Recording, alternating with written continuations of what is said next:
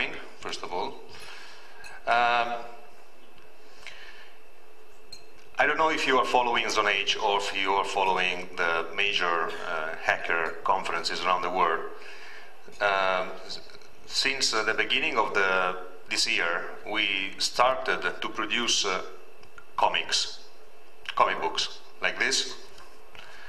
And online on Zone H, you can find our comics. What is the comic related to this topic? Actually, it is related to much. Usually, when we have a sort of presentation or a seminar somewhere of a certain importance, we also produce a comic which is something which goes together with the presentation, and to fully understand the presentation and what we want to transmit to you, it's better that you read also the comic. The comic are a little bit technical, but not too much, so everybody, even the business manager, can understand. And particularly for this conference, we produced a comic based on espionage activities. Okay, it's a little bit science fiction comics, but if you can easily substitute the science fiction elements with elements that are already present nowadays. And you can get one copy, actually 4 copies of this comic with the autograph of the producers, which is me and him. No, but for this number, actually, we were having a lot of help from 2 persons, which are actually very much important. This is the cover of our next comic, and for you guys attending this presentation, there will be a CD with the PDF file. You can get it for free. Wow. And you have basically 2 reasons to read such comic. The reason it is that in this particular episode, we have Fyodor, which is Nmap author, and HITB founder, lead dog. They helped in the storyboard, so they were actively participating in producing the comic, and basically they are the 2 heroes of the story. So this is a good reason why to read the comics. But you also have another good reason, that you can see my ass in the comics. And the ladies, they love it, usually. Okay. Actually, it's only in the first episode. Later on, people, they told me, come on, you can't do such stuff. So this episode, it is more serious without naked flesh. Excuse me? In the next episode, there will be a social engineer of French origin, absolutely naked, will be spanked by the heroine which we have.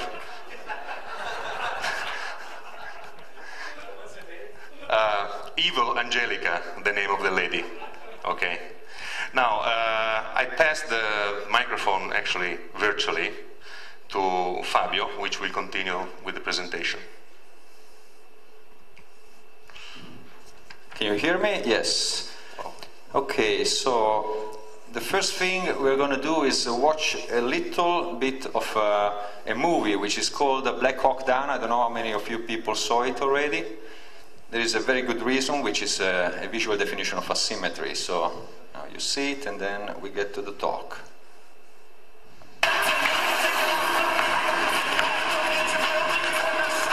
Sir, the vehicle has stopped. So this is the real deal now. He's sure this time. He sounds scared shitless. Good, that's all it is. All units, Irene. I say again, Irene. Check him ready. 151, fight up the range. Star, 41 on the right. Irene!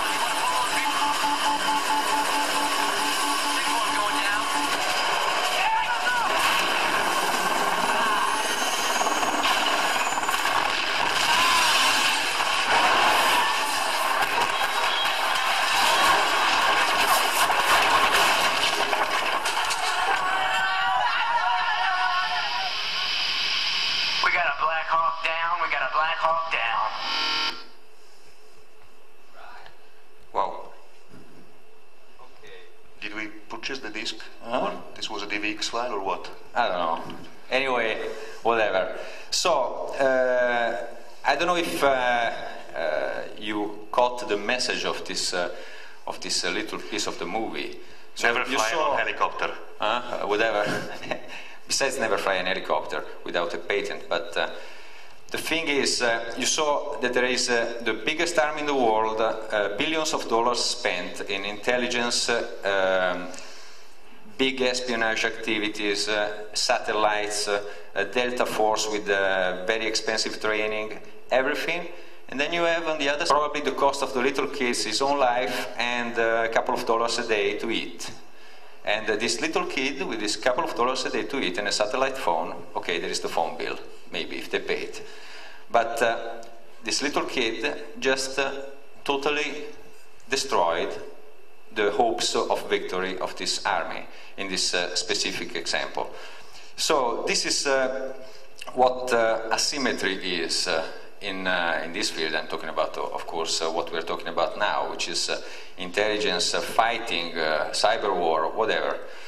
Asymmetry is just this, having a big, complicated, expensive, costing a lot of money on the taxpayers and everything. On one side, and on the other side you have, whatever you can do. Like, definition of asymmetry is also, you use whatever you have in hand. You can use a fork to eat or to kill somebody. To kill somebody is an asymmetric way to use it, okay? It's just unconventional way to use it. So, I'm gonna say now some things that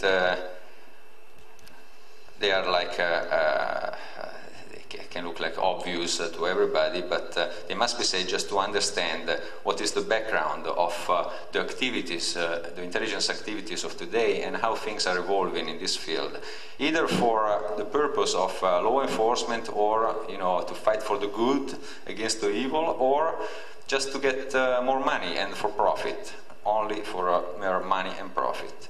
So we're going to talk about all the new threats, industrial espionage and state-sponsored espionage, which in many cases is the same thing, okay? Because a lot of countries, they finance intelligence agencies also to work for the industry, just to back up their own economy. Italy is not one of those, unfortunately. So. And then we have cyber defense methodology. Okay, we're going to say just a little bit about this because we don't have enough time, and counterattacks, etc. So, this is one of the obvious things. I mean, it looks like obvious. Everybody says that, after September 11, everybody talks about, oh, there is September 11, everything changed, this type of things. So, the fact is, I'm in the business of intelligence I've been since 1985, and I can tell you that in actual fact everything changed, because before, when there was the Iron Curtain, and I was there for 5 years when there was the Iron Curtain, there was the big evil, which was the Soviet Union, and there was enough. But the most of the money went into government activities. Then after the Iron Curtain, there was a little attention on security. I mean, security wasn't a big deal. Nobody was spending too much money for it. Also because you can never demonstrate to top management or to anybody how much money you're going to save with security measures. You're going to just know it when you have a security breach. So when you lose some money, you say, shit, I lost some money. But if you don't lose them, there is no way to tell that you're going to lose that much money. So you cannot demonstrate how useful it is, or that you need to work on security for any reason. So you also have Microsoft is a good example of that, as I was talking with some Microsoft guy today also. I mean, now they're putting a big attention on security because there is a lot of hacker activity and a lot of security breaches on the operating system and on the application level, but when it was born, can anybody say that it was security oriented as an operating system? Of course not, otherwise we wouldn't have all these problems right now. So, now, a big thing that nobody ever talks really about industrial espionage. I mean, it is something you read in books maybe, but there is no real concern about it. It's like an invisible phantom, you know, going. You talk about just amongst top managers or you know, between security managers of corporations or with the Justice Department or things like that. But there is no public talk about it. And the reason why is because the industry can lose its image for it. So that's a big deal for the industry. Sometimes they don't even, industry doesn't even report to the police or report to anybody that they had a security breach, unless somebody discloses it, which is, you know, somebody external discloses it, because it can be bad for business. So it's better to support a big security breach and risk your customers, you know, well-being or financial well-being. And it's better that than report and make people know or alert them that there is a problem. So you have credit card companies. I worked for many years for a big credit card corporation, and I remember perfectly having tons of security breaches and problems, you know, every day. But none of this, they were all treated very confidentially, you know, like, you know, this is something strategic, you cannot talk about it. You cannot talk about fraud. Fraud is a strategic matter, it's a competitive matter. And then you have the T-Mobile thing, which Roberto is going to talk about later. And then there is this thing which I called K. I cannot actually mention this company, but I can describe it to you. K stands for the first letter of a huge American corporation dealing with security.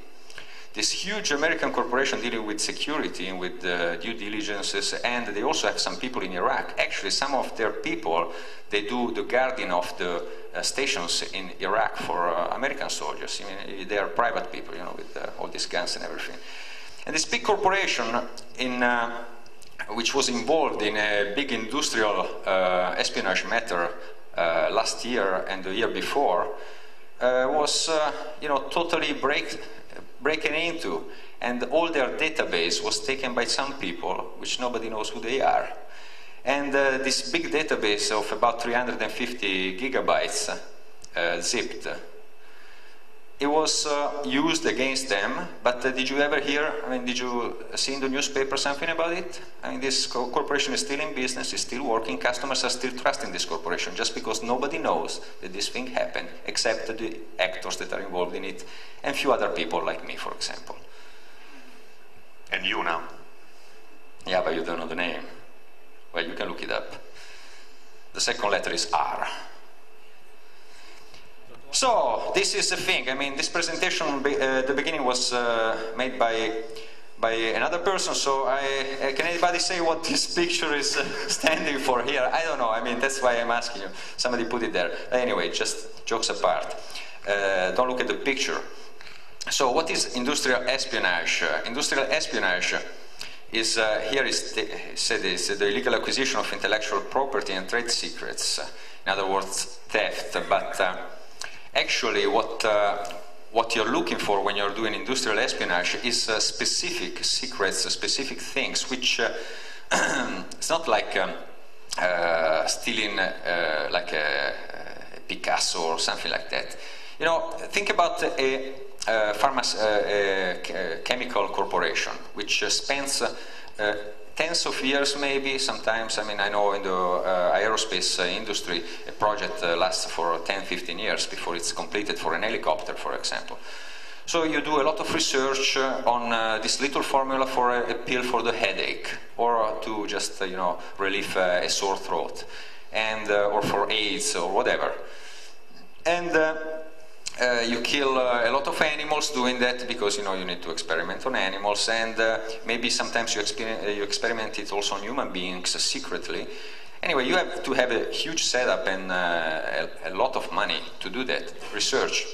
And then after many years you have this little formula which stays in a floppy disk. Okay, if you know what the target is and who are the people working on this thing, and you can get this formula, you saved all this money. So you can get competitive against this chemical corporation, for example. And there are a lot of ways to do that, and not only hacking, but hacking is a part of it, and is becoming a big part of it nowadays, just because everything is linked, everything is handled by information systems, especially in the countries that do this type of researches, like the Western countries.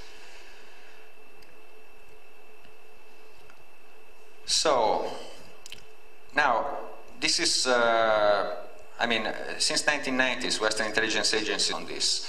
I mean, there are a lot of open source examples of this, like, for example, the Echelon network, which was uncovered by the Omega Foundation, which was led by a British guy many years back, I think in 1996. Which was, you know, what Echelon is. I mean, it was this big espionage network which was said to be used to protect the G7 countries from, actually, mostly the English-speaking countries, because the members of this network were just USA, Canada, UK, New Zealand, and Australia. And you know how this thing worked? I mean, they just said that they were getting all the information, storing them, and then searching through them. And they had all these people looking through this information when there was no technology. Then, as the technology got better, they got software to search through these things for keywords, for all these type of things.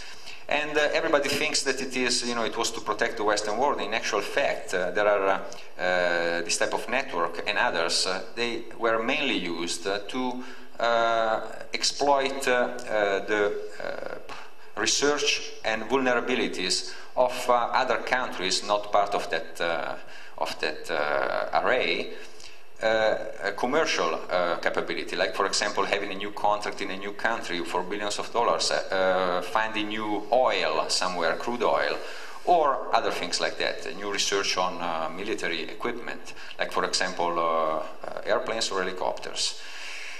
So, I can give you some examples also of this, which are different from the Echelon networks. For example, here we mention Israel. So, Israel is a country which is very involved with, has a very high security awareness, all the population has, and also the corporations. And a lot of the research that has been done for a lot of instruments, like for companies that work for they come from Israel. I mean, I don't know if some of you ever worked in the industry and have ever been approached by an Israeli company. Most of them deal with security, so security software, security hardware, security encryption, anti-fraud system. And for example, in the anti-fraud system, there are a couple of companies, which I'm not, of course, going to mention the name, in the lawful interception business and fraud management business, which they deal, for example, with phone traffic, with CDRs, you know, they are the records of the phone traffic, and with interception of voice, data, and everything. And these companies, most of the time, they have been known to go and propose contracts which were totally unbelievable. For example, they gave 95% of discount. So can you imagine how can they survive with 95% of discount? They probably were sponsored, somebody could say, and they probably are, in fact. Some of these companies' software and hardware have been found in the past to be backdoored, and that's, I mean, they think about their national security, and I can understand their point of view, but that's what was happening. I wish I could tell you what the companies were, but you know, it's not good. So, we have business intelligence is a big word. There are a lot of tools which are being used for business intelligence, like, for example, autonomy is a big tool which is being used also by the Department of Defense of the United States, and other business intelligence tools. There is an Italian one, there is a French one, there is an Israeli one. And mainly what they do is search intelligence data, like the web. So the web is their main target. And try to sort the information so they can alert you before, you know, you find with Google thing that something is happening and something has been published. The effectiveness of this alone is not that much, because, I mean, you know the thing just 5 minutes before you would have known it anyway with looking in Google. You have automatic alerts, so that's maybe what's helping, but alone this thing is not actually helping in competitiveness. So, just before getting to the topic, we need to say one thing, that when you're dealing nowadays with these subjects, intelligence and competitive intelligence and corporations, situational awareness is the key word. So you need to, I just can give you an example with fraud. Okay, there is. I've been working for some corporations where, at the beginning, they were saying, "Oh, I have no security problem. I mean, I have no fraud. I have nothing." I mean, the problem is that you go to, as I was telling you before, fraud and things like that, negative things. They are competitive matters, strategic. So it's bad to say that you have them. But it's even worse to not know that you have them. Maybe you don't tell it, but if you don't even know it, that's becoming really worrying. And some of these companies prefer not to know it, so they can say they don't have it, unless instead of handling it. And a good example was in a big telecommunication operator about 6-7 years ago. Where they said that they had no telephone fraud. In actual fact, they were not detecting it. They had no fraud management system. So there was a good reason to say that they didn't have it, just they didn't have the statistic for it.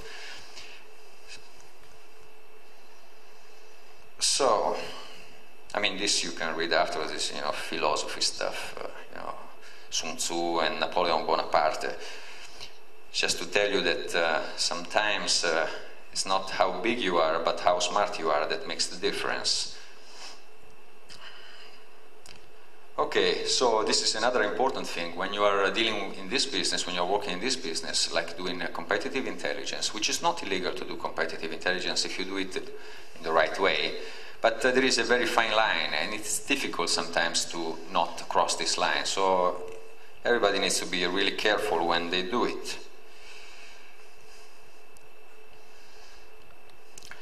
Okay, so talking about information systems or IT systems, a lot of attack methodologies that they are being used nowadays, and some of these have started also a few years back, but they all exploded after this famous 2001 September 11.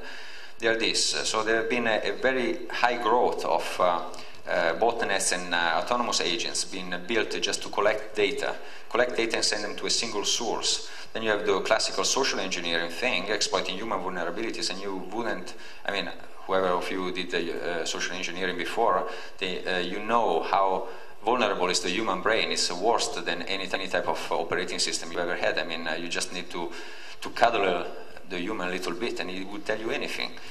And sometimes just to find the right way to ask him the question would lead him to tell you anything, even the most confidential or secret thing for him. Then you have the big mouth, the ones that have to demonstrate. This is a psychological thing. I'm a psychologist actually, so being a big mouth is a pathology from my point of view, because you need, it's a syndrome to demonstrate that you are capable. And you're always comparing yourself with somebody which is near you, so you need to tell your things always, and sometimes you tell these things too loud and too much. Then there is information leakage. Sorry? Okay, I thought somebody talked. Information leakage and data manipulation, and then you have open source gathering, which we were talking about before. Sometimes in open source you do find some very interesting things, just because somebody put them there by mistake. Like, for example, I remember in another company, they published on the website all the list of their top key people, top managers and the key people, which was, the strategic people, with all their email addresses and telephone numbers, name of the spouse, etc., etc. It was very interesting, actually. And then you have the employees' exploitation. So besides the home PC compromission, you know that most of the employees, they take the work at home. So sometimes you don't get to the company, you get to their home. And okay, mailbox hijacking, but the employees' exploitation also is a social engineering thing, because you find the disgruntled employees, and a disgruntled employee that would do anything just to get even. Okay, and that's the most dangerous type of human in a company. Okay, so here we have a very complicated thing.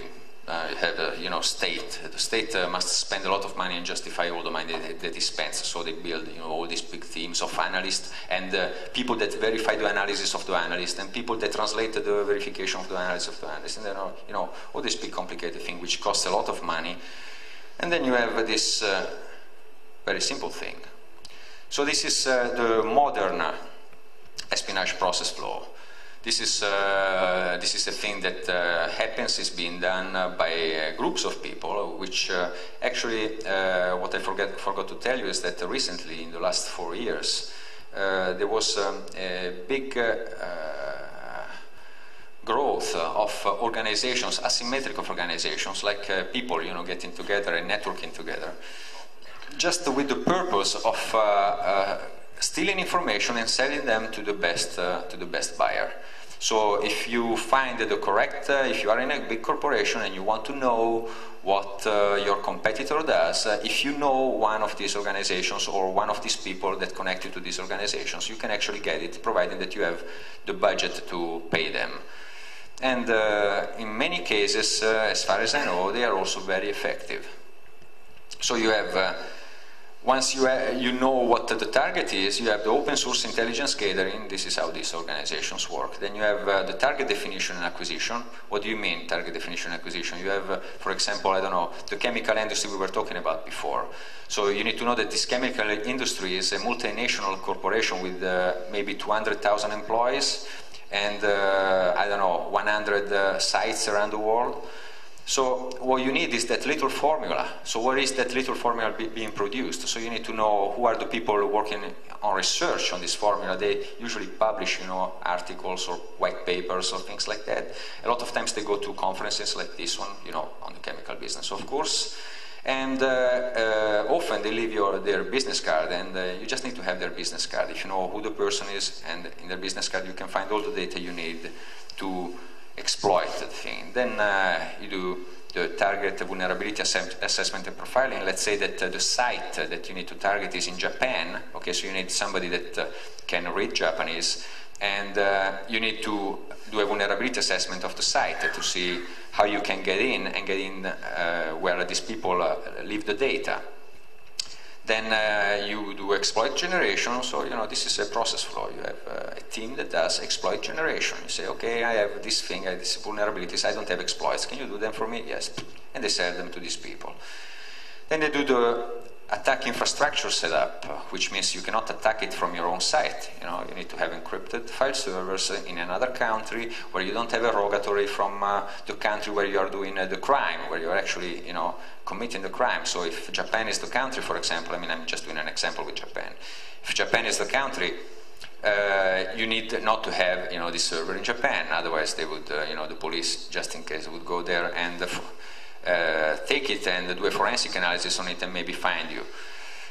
So you need to find encrypted servers somewhere else. You need to find shells. You know, maybe you already have the setup, but you need to be sure that this setup is just tailor-made for that target. And setup, what does it mean? For example, in the example of Japan, if you have this chemical corporation, okay, the last thing you wanna have is that they imagine that you, as the competitor, are trying to get information from them. Okay, that you are the one that is trying to steal this thing. So you need to make it look like that somebody else is doing it. So you need to find who else is interested in them, who else doesn't like them. And then just make sure that whatever activity you do is blamed on them. So you need to set up fake communications and, you know, maybe some denial of service coming from somewhere else. I don't know, things like that. It changes every time from target to target, as far as I understood from whoever is doing these things. And then you have the target exploitation. When you exploit the target, there are two different things that happen in this case. Either you just, you know, get all the information and then you shut it down, or you just set up a link to get the information until they find out that there is a problem and they shut it down. Or you give key in hands the thing to the customer, just in case. I mean, if the customer is another big corporation, they pay you, you give them the thing key in hands. So with the passwords and usernames and everything, so they can continue the job. I just want to add one thing. If you are involved in penetration testing, you can recognize that this scheme is really very similar to the scheme you are using when you're doing a penetration test to any company. And by the way, penetration tester must possess hacker skills, which are the skills needed to do such kind of activity. Okay, one thing that is important to say is that, I mean, the most danger that I found in this type of problem or in this type of activity is actually coming from people doing penetration testing.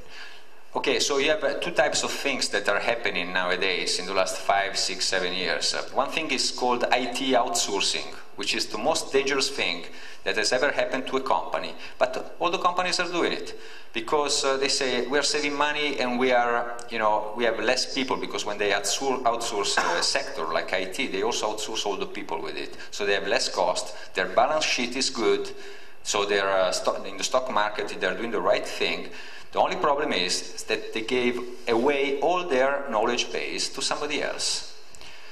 When I was working for a military corporation, I found out that, for example, the outsourcing, they were trying to outsource the IT department like everybody else was doing, and the company that was you know, the first in the line to get this IT thing was also was owned at 30% by the competitor, by one of the competitors of this company. So that was totally crazy. But nobody looked at it because, you know, they were just saving money at the beginning. They didn't look at the strategic problem in doing that and why this company was just making it so cheap for them to outsource their IT department. And then you have people doing penetration testing. A lot of these people, which I was telling you before, being part of these asymmetric organizations, they're actually IT experts working for companies that are doing penetration testing and vulnerability assessments. So they get access to the IT departments very easily just to assess. And it's very easy for them to have administrative privileges and to install whatever they need to install. And there are thousands of examples of this thing happened. I just found one 2 weeks ago in the company I'm working with right now. So, another thing, then I leave the word to Roberto. So there is one specific organization, a symmetric organization, which was dealing with this type of business. They are, I think they are in business, they've been in business for about 3-4 years. I'm talking about a symmetric organization doing intelligence gathering in very dubious legal ways and selling them to, you know, to best offers or others. I know for sure that they started the project because at the beginning all the activity was human-based. Then they said, well, why, you know, why doing it all by hand? So and they called it Skynet 1.0, taken really from the Terminator movie. That's very interesting because when I got somebody to describe it to me, they said, I mean, we get machines that need to talk. I mean, a lot of the artificial intelligence thing is being done trying to get the machine to talk like, you know, the human, to speak the same language and everything. Look at the Aibo, for example, of Sony Corporation. I have 2 in my home of Aibos. You know, they bark, you know, and they try to do the dog, but in actual fact they are a machine. So their artificial intelligence is in trying to imitate the dog, but they are machines. So a machine should just be a machine, they say. So the machine should talk its own language and should live in its own universe.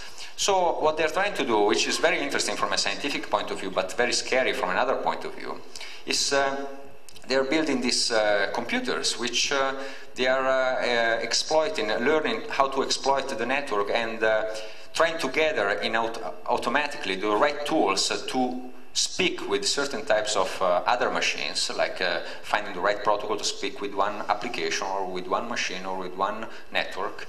And once they have it developed, they want to put it, you know, just to deploy it.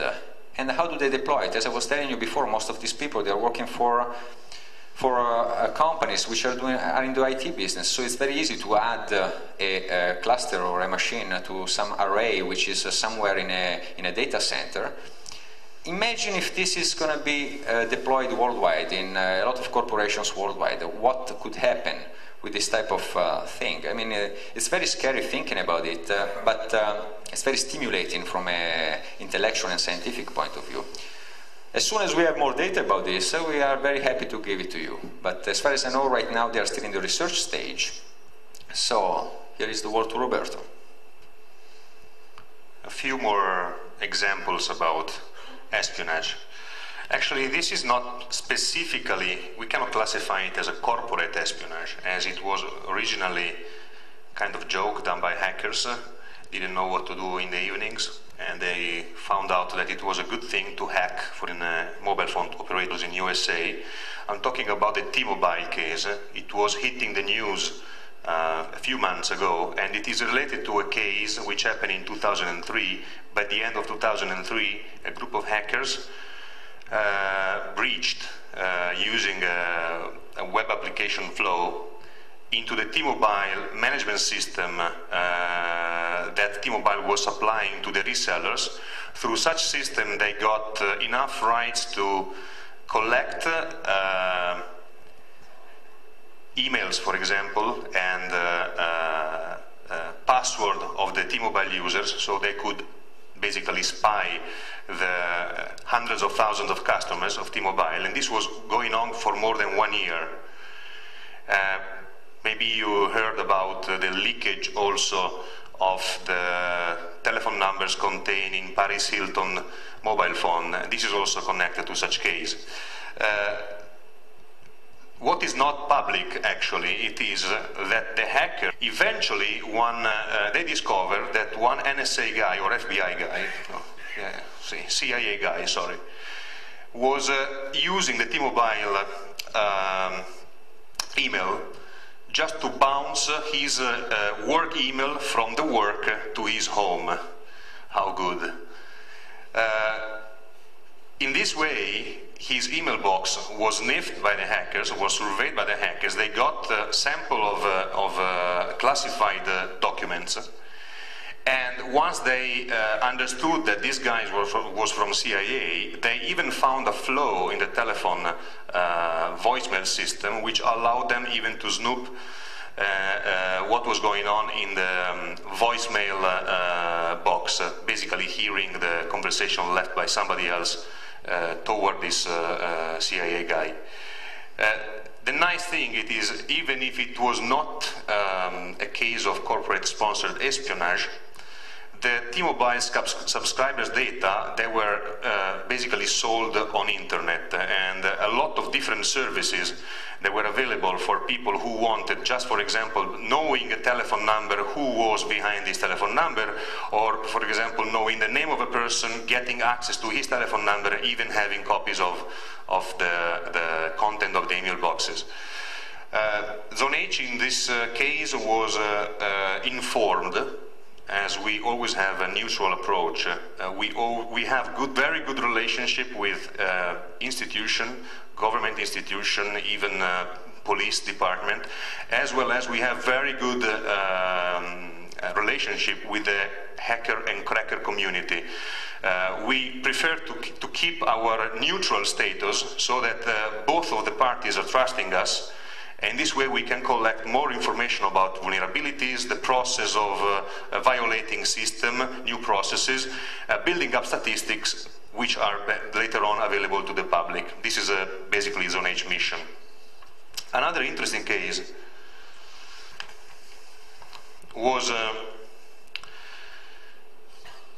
a case of the Israeli Trojan horse. It was a big scandal, and this was pure corporate espionage, about a group of companies and leading people within such companies that they were acting in such way that they were capable to infect competitors' computers with specially crafted Trojans, so to exploit the competitor system for intelligence, for business intelligence purposes. Again, this is not a very old stuff. Probably it's related to something that happened 2 or 3 months ago, just before the summer. I suggest you to go on the internet and look just for Israel Trojan, and you will find immediately a lot of articles, interesting articles about this case.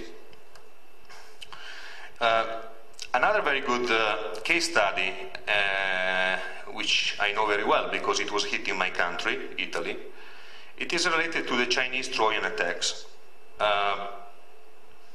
Here we are mentioning also that several American corporations got compromised in the last year by Trojan attacks. I would also add several UK corporations. Basically all the West recently got hit by a wave, a huge wave, waves of Trojan attacks, mostly coming from China. The purpose was to infect computer to get data.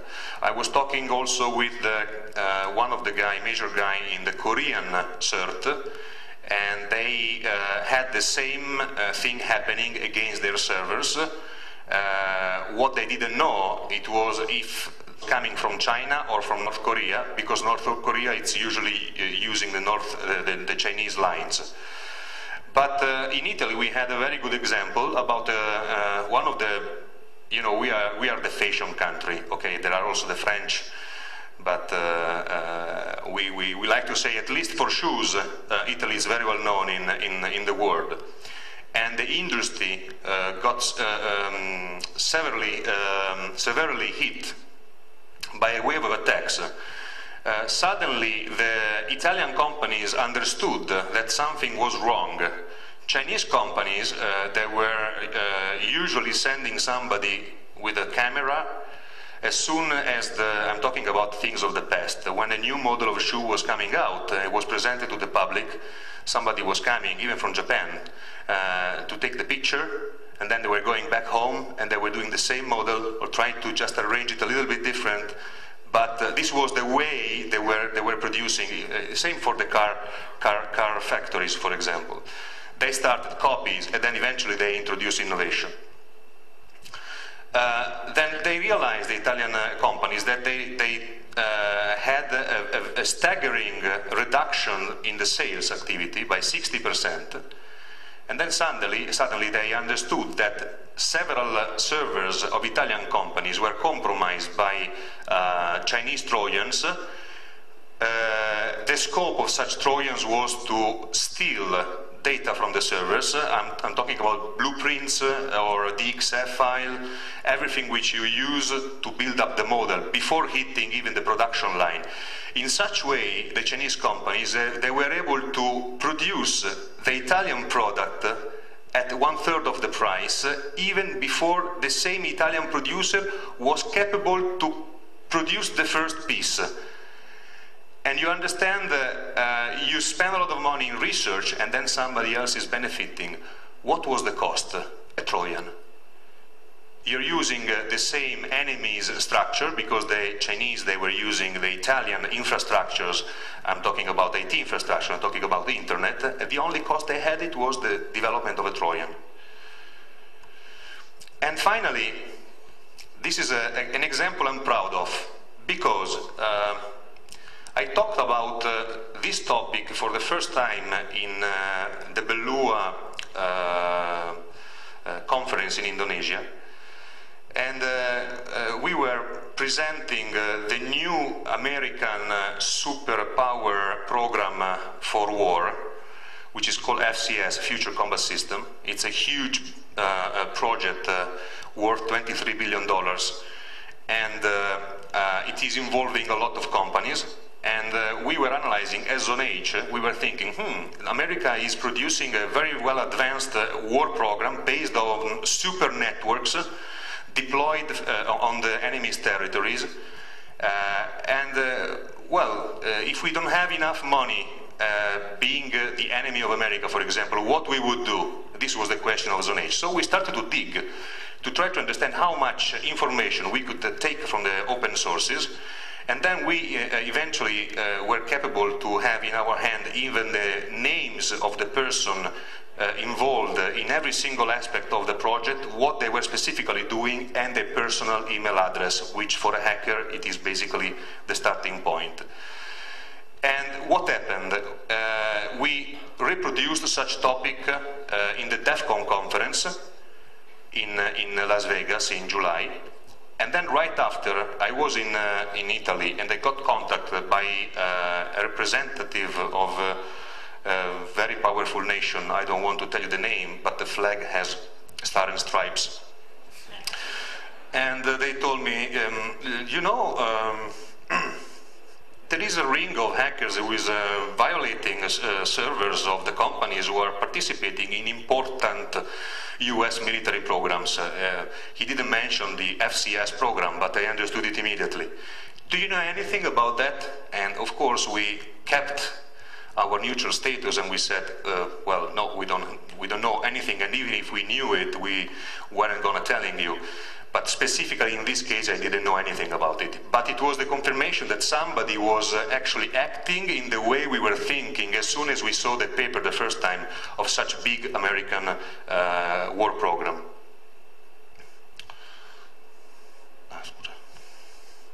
Okay, so, oops. Hello, okay. So just to complete the presentation, one thing that I learned from these various experiences, which it's almost like being at war. I know that I'm not able to transmit to you totally the feeling of you know, this type of activity, because you must live it, you know, just to know how it is. But it is like being at war, and sometimes it is also very exciting, sometimes it is very stressing. One thing that I found out is that it is totally useless to raise a wall, because, you know, to make, like for example, firewalls, you know, like just talking about walls. Sometimes I've seen that the most vulnerable systems in a company are actually the firewalls. So exploiting the vulnerabilities of a firewall just gets into the company, because the company thinks that after the firewall you are okay. I mean, there is the firewall, so no problem after it. Sometimes you just need to know. And that's why when you do fingerprinting and everything, you know what the defenses on the other side are, just to exploit them. So if you have a big door of 20 feet of metal, you just find a drill which is long enough and you drill it. So the main security measure that we know of, we found it in the ancient Egypt. So, you know, this guy, Tutankhamun or whatever, he got all these people to build the pyramids, and then I didn't find a slide which, you know, with all the blood and everything, but in the end he slaughtered them, he killed them all. So the good thing, if you want to be really secure, is you get your IT infrastructure and then you kill all the IT guys. But as you can't do it, and it's also illegal, so what the hell. There is another way. The other way, which is not so secure, also because then you run out of IT people and you don't have them, you know. The other way is, and the most effective way that I found, is not to raise walls, but it's just to put good ears, you know, just to be able to listen, to monitor, to capture the data. So if you can detect a problem and be alerted for it, good. If you cannot detect it because it's a new thing, at least you have it recorded. So you can find it when you know, you find out that you actually had a problem, and you can do your forensic analysis, and you can go back, you can backtrack and find the solution for that, and maybe also find the culprit. So logging and listening, that's the most effective way I found to handle this thing. And then the other thing is just not, so you don't have to kill everybody, just to make sure that at least you pound in the head of people not to talk about, you know, the security measures you have in place, not to say what type of firewalls you have, and not, you know, the naming policy, like not call the machines FW blah blah blah, or, you know, DMZ, etc., and all this type of things. So I hope this was a little of help. If you need some more details about these things, of course, not too in-depth details, but whatever, we can just contact us afterwards. And so another thing is, once you get a good defense mechanism in place, like you spread terror around the IT guys and other people not to reveal what you have in place. And once you can log, if you have the logging capability to at least listen to all the information, there is a way to counterattack. But this type of methodology, which is injected interception, and which is actually being used very often and very successfully in the European countries right now, in investigations and everything. The only thing is that this type of activity requires you to cooperate with the Justice Department and with police forces, because you need to have a lawful interception infrastructure in place, like I was saying last year here at Hack in the Box. And this lawful interception infrastructure is the one that is able to actually actively do this type of things, like, for example, inject a packet and do automatically a lot of things that a hacker would do, but with a whole infrastructure which is underneath the whole activity of the police forces and law enforcement agencies.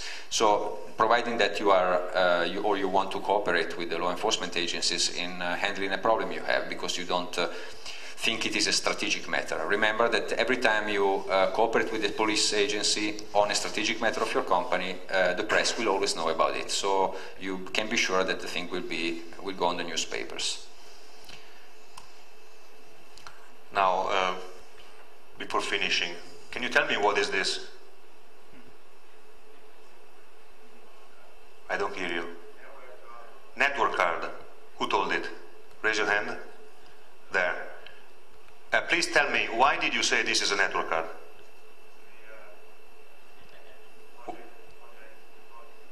Because you saw it before? Okay, so you recognize it by the shape, right? Eventually you will plug it in your PC and you see if it works. If it's having the traffic flooding your PC or not. And that's it? This is all the way you are recognizing this piece of equipment as a network card? I mean, can you prove me this is a network card? It's actually a picture of it. No, okay. If you, let's say you go to a shop and you buy a network card, and then you have in your hand the network card. Can you prove me this is a network card? Or it's only a network card. Or it's only a network card? No, you can't, because you trust the shape and you know what this thing does, because you read the specification. What is the point? We are talking about espionage, Trojans, but guys, nobody ever thought about what you have in your hardware. I mean, you can reverse engineer software, but it's really difficult to reverse engineer hardware. For me, this network card could have, hypothetically, computational capability and could even execute some operations if properly instructed from remote. How would I know? It's not possible. It would be impossible not to know it, because you can't reverse engineering. And actually the law, it's helping in such way the bad guys, in the sense that if in any network appliance would ever be present some spying system, the law is telling you that if you do reverse engineering, you're breaching the law, therefore you go in trouble. And you can see, for example, what happened at the end of July at the Black Hat conference in Las Vegas. The guy who was raising the problem with the Cisco flow got immediately raided by the agents and questioned about illegal practice of reverse engineering. Now, did you thought it before or not that the problem might not be in the software but might be in the hardware? We are all blindly buying the hardware, but we don't know what is it exactly. This is a provocation, of course. I don't want to say this is happening. But if I was a spy and I had my hand on any production line of such equipment, I would definitely think to do something like that. And if you read the first episode of our comic book, it's actually based on a similar fact. And before finishing, talking about comics, we invite you now at the end of the presentation to get the copy of your own CD, which is signed in original by us, by Litdog, and by Fyodor. And then it will be auctioned also 4 t-shirts, like this one, comic t-shirts, signed in original, and 4 copies, color-printed copies, signed in original by the authors. And because it is auctioned for charity, we invite you for a good bid. Thank you very much for the